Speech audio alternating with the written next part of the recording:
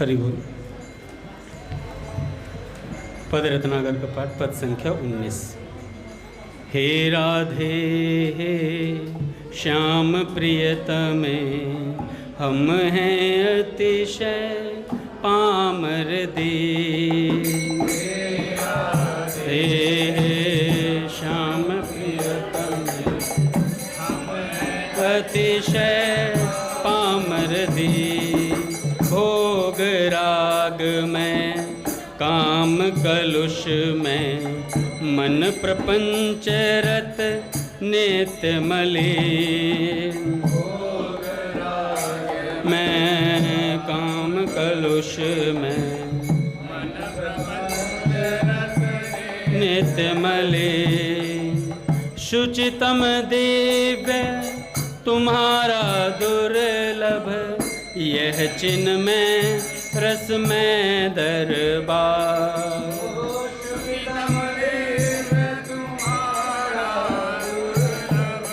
यह चिन्ह में रस में दरबार।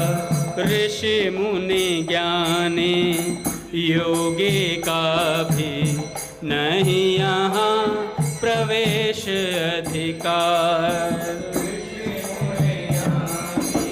योगी का भी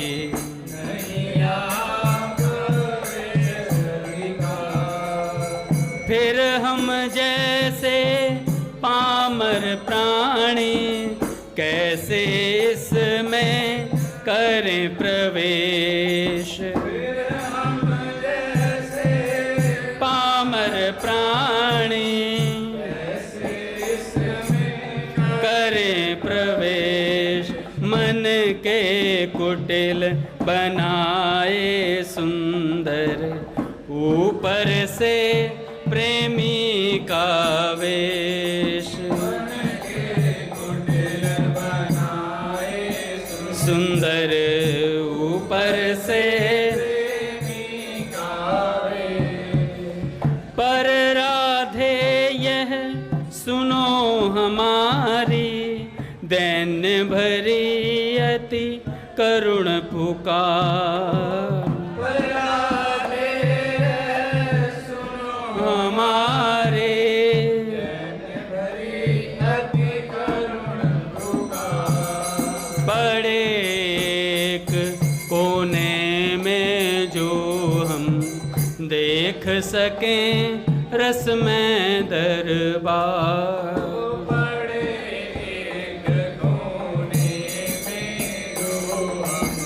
देख सके रस में दरबार।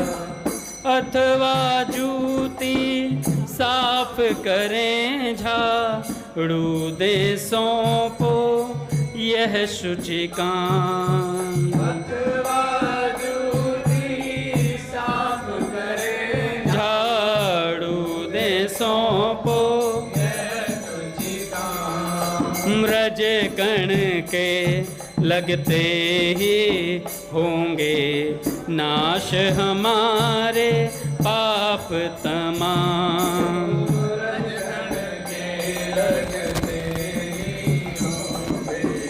नाश हमारे पाप तमाम।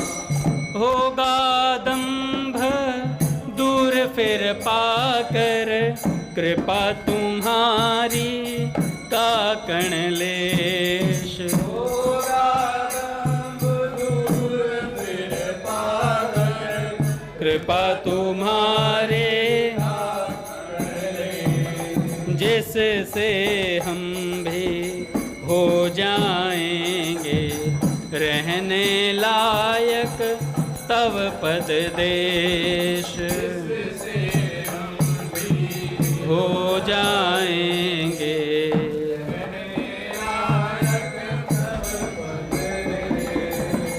जैसे तैसे हैं हम स्वामिनी, हैं हम सदा तुम्हारे दास। जैसे तैसे हैं हम स्वामिनी, हैं हम सदा तुम्हारे दास। तुम्हीं दया कर दोष दो निज पद तल में वास, दोष हरो फिर दे दो पद तल में वास। सहज दयामयी दीन वत्सला, ऐसा करो स्नेह का दान। सहज दयामयी दीन वत्सला, ऐसा करो स्नेह का दान। जीवन मधुप धन्य हो, जिससे कर पद पंकज मधु का पान। धन्य हो कर पद पंकज मधु का पान। जय राधे जय, जय राधे जय, जय राधे जय श्री राधे। जय राधे जय, जय राधे जय श्री राधे। जय राधे जय, जय राधे जय, जय राधे जय श्री राधे। जय जय राधे जय, जय राधे जय श्री राधे। जय राधे जय, जय राधे जय, जय राधे जय श्री राधे। जय राधे जय, जय राधे जय। बोलिए राधा माधव सरकार की जय। पूज्य श्री भाई जी महाराज की जय। पूज्य श्री राधा बाबा की जय। पूज्य मैया की जय। अपने प्यारे भैया की जय। पूज्य दादा की जय। भक्तवत्सल भगवान की जय। हरि बोल। बड़े सौभाग्य का क्षण है कि आज भी हमें सत्संग और कीर्तन का परम लाभ प्राप्त हो रहा है। पट खोलेंगे।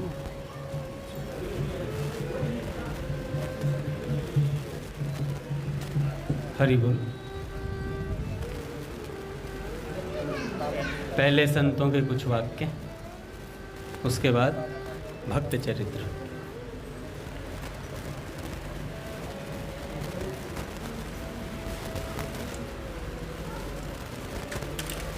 पूज्य प्रेमानंद जी महाराज से एक साधक ने पूछा,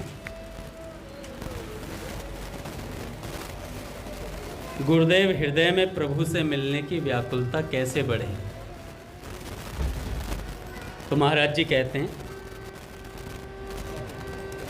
जो श्री प्रिया प्रीतम से मिलन के लिए व्याकुल हैं, ऐसे किसी भगवत प्रेमी रसिक संत का संग करना प्रारंभ कर दें। ये छुआछूत का रोग है। उनके संग से तुम्हारे अंदर भी ये रोग आ जाएगा। देखो, भगवत प्रेमियों के संग के बिना व्याकुलता आ ही नहीं सकती। रे मन रसिकनी संग बिनु रंच न उपजे प्रेम। रसिकों के संग के बिना भगवत प्रेम उपजता ही नहीं है। या रस को साधन यह और करी जिनि ने। चाहे जितना नियम साधन कर लो भैया, लेकिन रसिकों का संग किए बिना प्रेम छटा का लेश भी प्राप्त नहीं हो सकता। रसिकों का संग किए बिना प्रेम छटा का लेश भी प्राप्त नहीं हो सकता। भगवत प्रेम प्राप्ति का एकमात्र साधन है रसिक संतों का संग करना। अतः जो श्री श्यामा श्याम की रूप माधुरी में मग्न है, या जो श्री श्यामा श्याम की रूप माधुरी में मग्न होना चाहते हैं, रात दिन ऐसे ही रसिकों का संग करना चाहिए साधक को। या तो जो हैं या जो होना चाहते हैं, ऐसे भक्तों और संतों का संग करना चाहिए। श्री नारद जी महाराज ने भी भक्ति सूत्र में यही कहा है। देखो भैया, भगवत प्रेम की प्राप्ति के लिए भगवत प्रेमी महापुरुषों के संग की प्रबल चाह करें।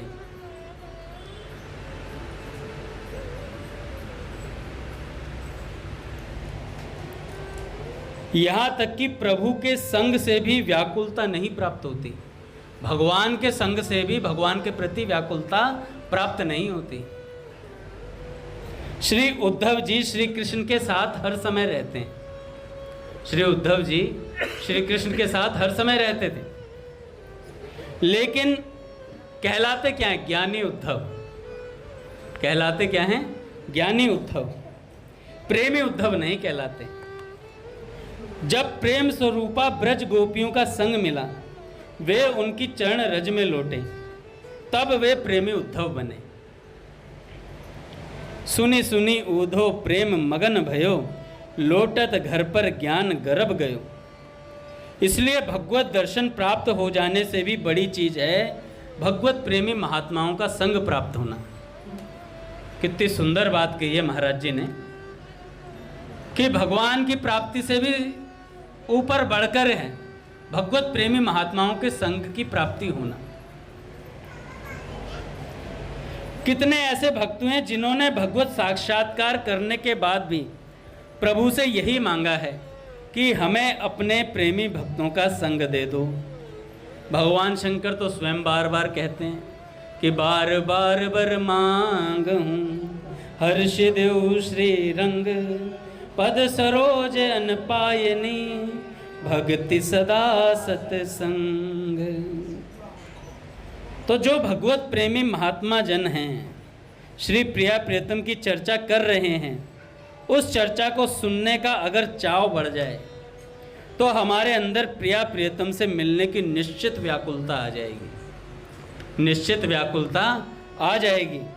बार बार हम जिसकी चर्चा सुनते हैं तो उससे मिलने की आकांक्षा हृदय में स्वतः ही आ जाती है। जैसे रुक्मणी जी ने श्री कृष्ण को देखा नहीं था, केवल उनके गुणों को ही सुना था, इतने से ही उन्हें श्री श्याम सुंदर से प्रेम हो गया। इतना मात्र करने से हम सांसारिक धरातल पर भी देखते हैं तो जिस व्यक्ति विशेष को हम समय देते हैं उससे हमारी सहज आसक्ति हो जाती है, उससे हमारी सहज आसक्ति हो जाती है। आजकल तो फेसबुक पे बिना देखे ही प्यार हो जाता है ना, अद्भुत चमत्कारी प्रेम। और उसके बाद वो मेरा अब्दुल ऐसा नहीं है कहने वाले फ्रिज में 36 टुकड़ों में मिलते हैं। तो भैया, जब संसार में इतनी आसक्ति हो सकती है तो भगवान में क्यों नहीं हो सकती? अच्छा, इसमें एक बड़ा विलक्षण कारण है महादेवा। साधक होने के बाद भी हमारा संग जो है ना, मान लो किसी माता जी ने कह दिया, अरे प्रभु जी क्या आप मुझे सत्संग दे सकते हैं? प्रभु जी ने कहा, हाँ माता जी, हम तो सत्संग के सूरमा हैं। और महाराज दे फोन पे गप्पे गप्पे, और फिर धीरे धीरे धीरे धीरे धीरे माता शब्द हट जाता है। ये तो मैं बहुत अच्छी बात बता रहा हूँ। आप कहेंगे क्या बात कर रहे हो अंगद जी, ऐसा कभी हो सकता है? जिन्हें माता कहते हैं, बहन कहते हैं, उसके बाद उनसे दूसरे तरीके का संबंध हो जाता है? हो जाता है भैया। व्यास जी महाराज, व्यास भगवान, जिनके लिए व्यास पूर्णिमा मनाई जाती है, उनके शिष्य जैमिनी जी, उनके शिष्य जैमिनी जी शास्त्रों के ज्ञाता, अच्छे से बढ़िया से वेद वेदांत का सबका ज्ञान था, सब चीजें थी उनके पास। अच्छा, ज्ञान होने पे एक अहंकार भी हो जाता है, अरे हमें थोड़ी ना कुछ हो सकता है, हम तो भैया जैसे महापुरुष के इर्द गिर्द रह रहे हैं, हमें कुछ नहीं होगा।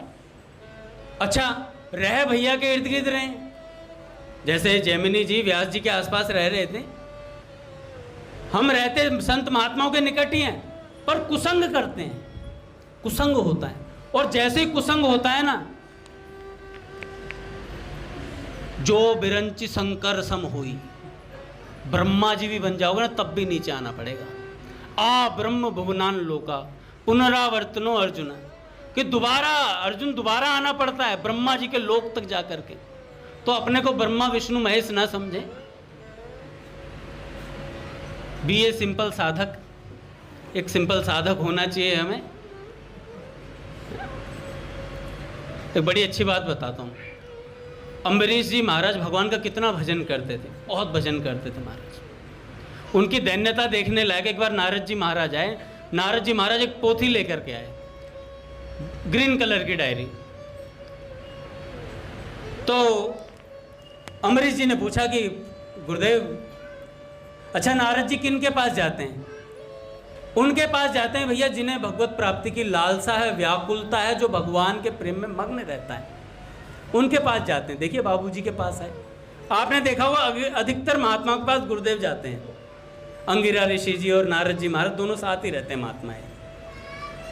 तो गुरुदेव ने कहा भाई ये जो हरी डायरी है ना, इनमें उन भक्तों के नाम हैं जो भगवान के शरणापन्न और भगवान से बहुत प्रेम करते हैं।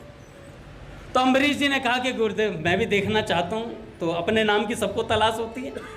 जैसे अभी प्रेमानंद जी महाराज से हम सब मिलने गए तो सब अपना अपना नाम तलाश रहे थे, नाम है या नहीं है, और नहीं था तो मुंह टेढ़ा हो गया था। मैं अंगद दास इतना सत्संग बोलता हूँ, मेरा नाम नहीं है लिस्ट में। अगर ऐसा होता तो मैं मुंह बनाता 101%। मैं बहुत रूस नहीं बिल्ली हूँ, मुंह बना लेता भैया मैं सत्संग बोलता हूँ और मेरे को नहीं लिस्ट में रखा। पहली लिस्ट में मेरा नाम होना चाहिए था। महाराज जी के आगे मैं बैठूंगा, प्रश्न मेरा ही होगा। तो अम्बरीश जी महाराज ने कहा कि महाराज मैं डायरी देखना चाहता हूँ। डायरी देखी महाराज, ऊपर से शुरू करा, कहीं पर महाराज जी का नाम नहीं मिला, अम्बरीश जी महाराज का। अब मेरे जैसा होता तो क्या सोचता है, ये कोई बात होती है, मैं भी तो इतना भक्त हूँ, मेरा नाम नहीं है। नारद जी महाराज ये कैसे हो गया, मैं क्या भगवान से प्रेम नहीं करता, ऐसी ऐसी बातें। तो अम्बरीश जी महाराज ने कहा, क्या धन्यता दिखाई। महाराज ने कहा अभी तो हम साधक भी नहीं हैं, तो हमारा इन लिस्ट में नाम कहाँ से आ सकता है। अभी तो मैं भजन कर रहा हूँ, भजन भी पता नहीं अच्छे से हो पा रहा नहीं हो पा रहा है। ऐसी धन्यता प्रकट करी। नारद जी महाराज फिर दोबारा आए, अब की बार लाल डायरी लाए। तो लाल डायरी लेकर के आए तो अम्बरीश जी महाराज ने कहा कि गुरुदेव इसका कवर बदल दिया है क्या, डायरी अलग है या वही है? तो नारद जी महाराज ने कहा कि नहीं नहीं अम्बरीश जी अलग डायरी है। तो अम्बरीश जी ने पूछा ये किन भक्तों की डायरी, किन भक्तों के नाम की डायरी है? तो गुरुदेव ने कहा कि अम्बरीश जी इनमें उन भक्तों के नाम है जिन्हें भगवान प्रेम करते हैं, भगवान जिनकी आराधना करते हैं, भक्ति करते हैं जिन भक्तों, उनके नाम है। और जैसे ही खोला सबसे ऊपर अम्बरीश जी का नाम था, सबसे ऊपर अम्बरीश जी का नाम। तो भैया मैं बता रहा था कि हमारे अंदर ये भाव रहना चाहिए कि भैया अभी तो हमने साधन शुरू ही नहीं करा है, अभी तो साधना का सा भी नहीं पता है हमें। जैसे वो करते ना महादेव, वो सीखते ना, सिंगिंग सीखते हैं, तो सबसे पहले सा, इसको साधना पड़ता है। जिसका सा स्ट्रांग होता है वो अच्छा सिंगर बन सकता है ना। तो इसलिए अभी हमें साधना ही करनी है, सा पे ही, सा को ही साधना है, उससे आगे मत बढ़ो, सिद्धि नहीं पकड़ो। नीमा होके चल बंदेया निम्यानु रब मिलता। तो जो झुक के चलता है उसे भगवान मिलते हैं। जो चालाकी दिखाता है मैं ये 2 का 5, 3 का 6, 6 का 9 कर दूं, उनको कुछ नहीं मिलता है।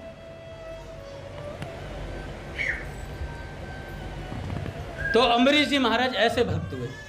तो महाराज जी कह रहे हैं कि देखो भैया भगवत प्रेमियों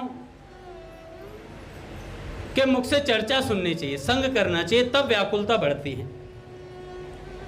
बार बार हम जिसकी चर्चा सुनेंगे उससे प्रेम हो जाएगा। आप मंदिर से बाहर रहना शुरू कर दीजिए, आप मंदिर से बाहर रहना शुरू कर दीजिए। पहले 8 पे 7:30 से 8 करिए, 8 से फिर 8:30 करिए, 8:30 से फिर 9 करिए, और 9 से फिर 9:30 कीजिए, फिर 10 कीजिए, फिर आप आएंगे नहीं थोड़े दिनों में, गारंटी। और कोई फर्क भी नहीं पड़ेगा, कोई कितना ही बड़े से बड़ा महात्मा आपको कुछ कह ले, अरे यार क्या है, कर तो रहे हैं भजन, और कैसे करें भजन, है ना, ये ढीला ढाला सा आंसर होता है सबका। वो तो रहा है भजन। हरि बोल बच्चे खिला लेंगे, आ जाएंगे सबके पास, एक एक करके सबके पास आ जाओ।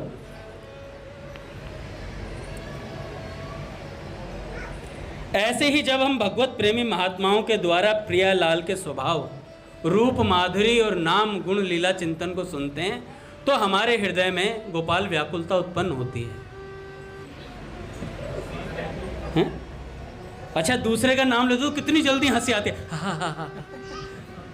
खिंचाई हो रही, खिंचाई। असल में सिंचाई तुम्हारी हो रही है, खिंचाई नहीं हो रही उसकी। ये सत्संग हमें पोषण देता है।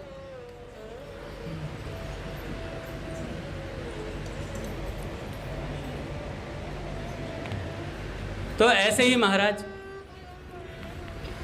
नाम रूप गुण लीला और क्या होता है अगला, धाम। तो नाम को पकड़ लें, रूप को पकड़ लें, भगवान के गुण को पकड़ लें, लीला को पकड़ लें या धाम को पकड़ लें। किसी भी एक को पकड़ने से कृपा हो जाती है साधक के ऊपर। अच्छा, जिसने नाम को पकड़ा उसको भगवान मिले, जिसने नाम को नहीं पकड़ा उसे भगवान की प्राप्ति बहुत विलंब से हुई है, ऐसा महाराज जी कह रहे थे। भगवान के दर्शन होने के बाद भी भगवान की प्राप्ति नहीं हो पाई। ऐसे भी कई लोग रहे हैं। हमारे गौरव भैया तो रामचरितमानस के विख्याता हैं, तो इन्हें तो पता होगा कि शूर्पणखा जी भगवान राम का दर्शन किया साक्षात। क्या कहा था शूर्पणखा जी ने? पूज्य दादा को प्रणाम। गौरव भैया क्या बोला था शूर्पणखा जी ने राम जी के लिए? तो सम पुरुष न मौसम नारी। तो भैया ऐसी बात बोली। देखो, मैं दादा प्रणाम, गुरुजी प्रणाम, गुरुदेव के चरणों में प्रणाम, प्रहलाद जी के चरणों में प्रणाम। ठीक 15-20 मिनट बाद बता रहे हैं, प्रसाद लेने गए होंगे। आ जाओ, आगे आ जाओ महाराज जी। तो मैं बता रहा था कि भगवान के दर्शन के बाद भी वो लाभ नहीं ले पाए जो लेना चाहिए था। गौरव भैया शूर्पणखा जी ने कहा कि तो सम पुरुष न मौसम नारी, और महाराज राम जी से बोला कि मुझसे विवाह कर लो, डायरेक्ट प्रपोजल। देखो, दो माताएं हुई हैं रामचरितमानस में, एक शबरी मैया और एक शूर्पणखा। दोनों ने राम जी का दर्शन किया, और राम जी के दर्शन का सहज प्रभाव है कि जीव अपने स्वरूप को प्राप्त कर लेता तत्काल। ऐसा ही है गौरव भैया, गलत हूं तो बता देना रामचरितमानस के हिसाब से, कि राम जी के दर्शन का सहज प्रभाव ये है, भगवान के दर्शन का, जीव अपने सहज स्वरूप को प्राप्त हो जाता है। तो शूर्पणखा जी सामने गई राम जी के, सहज स्वरूप को तो प्राप्त हुई नहीं हुई, जो बना बनाया स्वरूप था वो भी बिगड़ गया, वो भी बिगड़ गया, नाक कान काट दिए गए। और इधर शबरी जी ने दर्शन किया भगवान श्री राम का, तो क्या प्राप्त हुआ? नवदा भक्ति प्राप्त हुई। राम जी ने बैठकर उपदेश दिया। बहुत कम ऐसी जगह मिलती हैं जहां भगवान किसी को उपदेश देते हैं। उत्तरकांड में जब राम जी अपने प्रजा को उपदेश देते हैं, या उससे आगे वाले में, उससे आगे वाले उसमें है, जहाँ राम जी कहते हैं कि मेरा सबसे प्रिय कौन है। राम जी कहते हैं जो मेरे अनुशासन को मानता वो मेरा सबसे प्रिय है। राम जी अपनी प्रजा से कहते हैं, मम अनुशासन माने जोई, ऐसा राम जी ने वहाँ कहा। तो जो मेरे अनुशासन को मानता, और हम अनुशासनहीनता की प्रगाढ़ चरम सीमा पर रहते हैं। अनुशासनहीनता हमारे नस नस में है, क्योंकि हम कलयुगी जीव हैं। सतयुगी या त्रेतायुगी होते तो राम जी की बात मान लेते। पर राम जी ने बता दिया कि मेरा प्रिय कौन है, जो मेरे अनुशासन को मानता है। तो मैं बता रहा था, शबरी मैया को राम जी का दर्शन हुआ, सहज स्वरूप को प्राप्त हो गई, नवदा भक्ति प्राप्त हो गई। एक तरफ शूर्पणखा जी को दर्शन हुआ, जो बना बनाया स्वरूप था वो और गया काम से। ऐसा क्यों हुआ? ऐसा क्यों हुआ? तो वहाँ पर पूज्य मलुपीठ सरकार बता रहे थे कि देखो शबरी मैया को गुरु से मंत्र प्राप्त था, भगवान का मंत्र प्राप्त था, नाम की प्राप्ति थी उन्हें, और 10,000 वर्ष तक नाम का जप किया था उन्होंने, साधना करी थी। तो उन्होंने, महाराज जी ने कहा कि देखो भैया, जो नाम जब जापक होता है ना, उसे पूर्णता की प्राप्ति होती है, उसे अधूरा कुछ नहीं मिलता, उसे सदा पूरा ही पूरा मिलता है। और गुरुदेव ने आज्ञा करी थी कि आएंगे, तो भैया सहज स्वरूप को कैसे ना प्राप्त होती। शूर्पणखा ने कुछ नहीं जपा था, वो तो सीधी पहुंच गई थी, डायरेक्ट प्रपोजल। राम जी ने कहा डायरेक्ट कैसे आ गई हैं? कुछ तो साधन भजन होना चाहिए, साधक का कुछ तो संपत्ति होनी चाहिए। तो शूर्पणखा जी के नाक कान काट दिए। अच्छा, इसके बाद क्या हुआ? अब शूर्पणखा प्रेम तो करती थी। पूज्य राधा बाबा ने भगवान से शिकायत करी, श्री कृष्ण प्रकट हुए तो श्री कृष्ण से राधा बाबा जी ने कहा कि हम आपसे बहुत नाराज हैं। तो ठाकुर जी ने कहा क्यों नाराज हैं? कि आपने, शूर्पणखा का क्या दोष था? बेचारी ने आपसे प्रेम ही तो किया था, आपसे विवाह करना चाहती थी, आप हो ही इतने सुंदर, जो आपको देख ले उसका सहज आप में मन लग जाता और आपसे प्रेम करना चाहता है। तो भगवान ने कहा कि अच्छा, किसी काल में ऐसी भी लीला कर देंगे जहाँ मैं अपना लूँगा उन्हें नाक कान नहीं काटूंगा। बाबा से ऐसा कहा, ऐसी लीला भी कर दूंगा। पर जो शूर्पणखा जी थी, उनके मन में भाव रह गया हृदय के भीतर। तो जब आखिरी में जब रावण वगैरह सब चले गए, तो उनके मन में चाव तो था ही भगवान की, एक बार भगवान को देखा ही था, तो भगवान का स्वरूप हृदय में बस जाता है एक बार जिसने भी देख लिया। तो उनके मन में आया कि मेरे को प्राप्ति करनी है उनकी, और वो भी पति रूप में प्राप्ति करनी है। और महाराज उन्होंने राजस्थान में पुष्कर, ब्रह्मा जी का जो तीर्थ है, वहाँ जाकर शूर्पणखा जी ने तपस्या करी। ऐसा महाराज जी बता रहे थे, किसी ग्रंथ से बता रहे थे, गर्ग संहिता या किसी कोई ग्रंथ का नाम था, उससे बता रहे थे कि वहाँ जाकर शूर्पणखा जी ने तपस्या करी। तपस्या करने के बाद उन्होंने वर मांगा, तो कहा कि इस समय तो नहीं मिल सकते, क्योंकि इस समय राम जी एक पत्नी का वर्ण करेंगे। अपन ऐसा करते हैं, ठाकुर जी वाले काल में आएंगे, श्री कृष्ण काल में, उस समय झरा भंडारा होगा विवाह का। यशोदा मैया तो कहती है मैं अपने रोम, अपने जो ठाकुर जी ने लाला के रोम रोम से एक एक गोपी का विवाह करा दूं, ऐसा यशोदा मैया चाहती है। तो ऐसा बोल दिया, तो वही शूर्पणखा क्या बनी आगे आकर के? बताओ क्या बनी? भैया ने बताया था एक बार सत्संग में, वो जो कुबड़ी थी ना, जो कंस को चंदन लगाने जाया करती थी, तो ये शूर्पणखा जी ही थी। तब राम जी, ठाकुर जी आए, और ठाकुर जी ने क्या कहा? कुबड़ी को कहते हैं सुंदरी।